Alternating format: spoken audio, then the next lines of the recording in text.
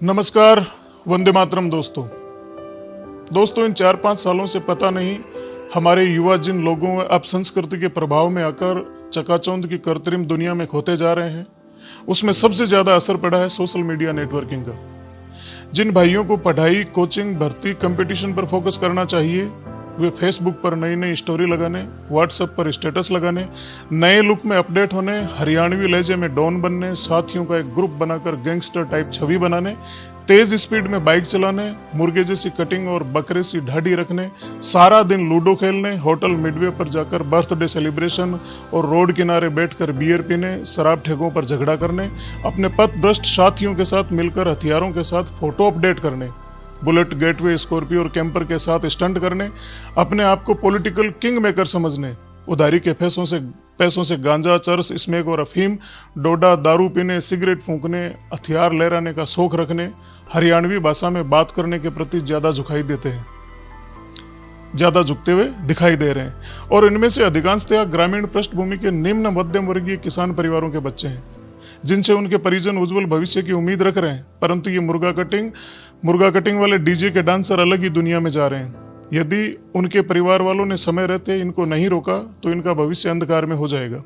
ये दिग्भ्रमित लोग सीधे सरकार से टकराने की बात करते हैं, पुलिस से हमेशा अपने को सुपर समझते हैं। यदि इसी तरह नशे में चूर रहे और समय रहते परिवारजनों तथा समाज के प्रबुद्ध जनों ने ध्यान नहीं दिया तो इसका परिणाम बहुत बुरा होगा।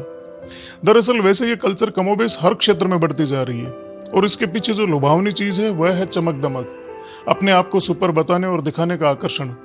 हरियाणा, पंजाब जैसे संपन्न प्रदेश के युवा अगर कुछ कर रहे हैं तो वो ऑलरेडी संपन्न है। हालांकि इन प्रदेशों में भी बहुत से युवा अपराध के अंधकार भरे रास्तों की ओर जाने अनजाने बढ़ रहे हैं। संपन्न होने के बावजूद भी इन इलाकों में भी नैतिक सांस्कृतिक गिरावट की बातें सुनने में आ रही है। परंतु हमारे यहाँ के युवा, खासकर जो अभी अभी यौवन की ओर बढ़ रहे हैं, उनके हाथों में एंड्रॉयड फोन आते ही वो हरियाणा के लठेतों को और उनके फेसबुक या ठाट को देखकर बहुत जल्दी वैसे ही दिखने और बनने की दिशा में चल निकलते हैं। फिर शुरू होता है इनके यारां दा अड्डा, राजपूत जिगरी, धांसू गुजर, देसी जाट, देसी बन्ना, गामा हाले छोरे, यारां दी बादशात, ग्रुप फलाना, गैंग ढिकाना, 001, 007, देसी बॉयज वगैरह वगैरह गैंगनुमा लड़कों की टोली बनना और दिखावटी चौंसलेबाजी। काम के नाम पर माफिया लोगों के साथ सेल्समैनी, टोल प्लाजा पर काम, रॉयल्टी नाकों पर काम, जिनमें 5-7 हजार से ज्यादा कुछ मिलता नहीं, पर वहां फोगट की दारू और रोटियां मिल जाना, ये इनके लिए सबसे ज्यादा जरूरी है। और चकाचौंध की दुनिया, डोडा पोस्ट, अफीम तस्करों के प्यादे बनना जो सारा कैरियर बिगाड़ के रखती जा रही है।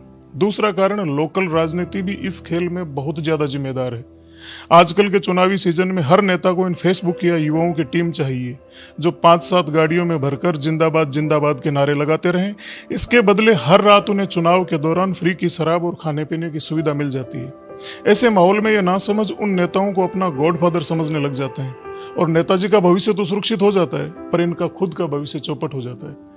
तीसरी बात यहां आती है, वो है परिवार व समाज की अनदेखी और निष्क्रियता। आज समाज और परिवारों में इतना विखंडन बढ़ गया कि अगर पता भी चल जाता है कि कोई गलत दिशा में जा रहा है तो भी हम कोई कदम नहीं उठा पाते। इसका एक कारण बुरा बनने से बचने की भावना भी है। पहले गांव में कोई बदमाशी करता तो उसे गांव के दूसरे लोग ही टोक देते थे, पर अब कोई किसी को नहीं टोकता, और टोके भी कैसे, बेचारे की उसी की बेइज्जती कर देते हैं।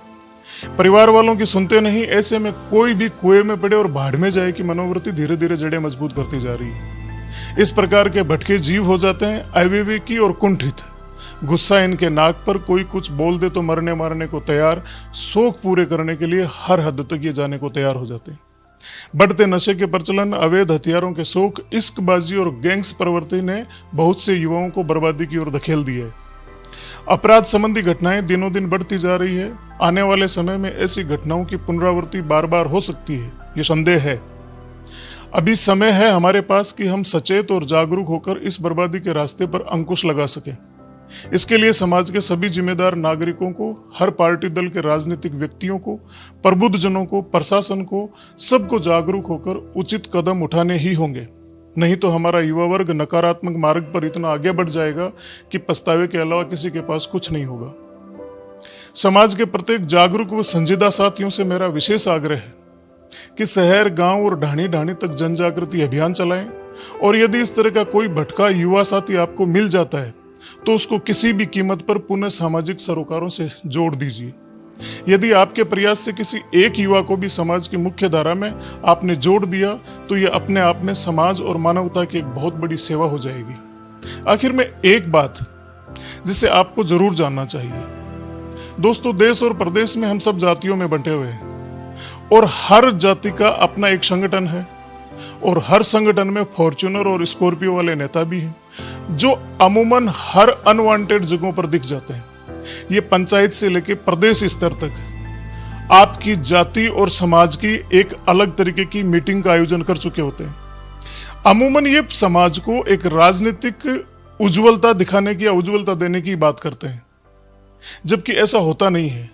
ये आपको सीडी बनाकर अपनी विधानसभा में टिकटें ले आते हैं या पंचायत या जिला पंचायत के चुनाव जीत जाते हैं। लेकिन क्या आपने कभी ये सोचा है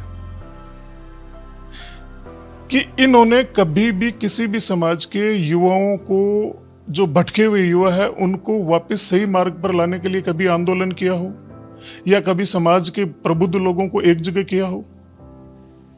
आप उनसे सवाल पूछिए। अपने जाति समाज के जो नेता बने हुए हैं उन नेताओं से ये पूछिए जरूर कि समाज को राजनीतिक उच्चता देने के साथ साथ समाज के जो युवा जेलों में बंद है, जो गलत कर्मों की वजह से आज कानून से मारे मारे भाग रहे हैं, उनके लिए आपके विचार, आपके मन में किस तरीके के विचार है और किस तरीके का विजन है। देश का युवा, हर जाति का युवा इस देश के लिए संपत्ति है। समय रहते इस संपत्ति के लिए अपने कदमों को सही दिशा में बढ़ाइए। कहीं ऐसा ना हो कि सोचते विचारते बहुत देर हो जाए।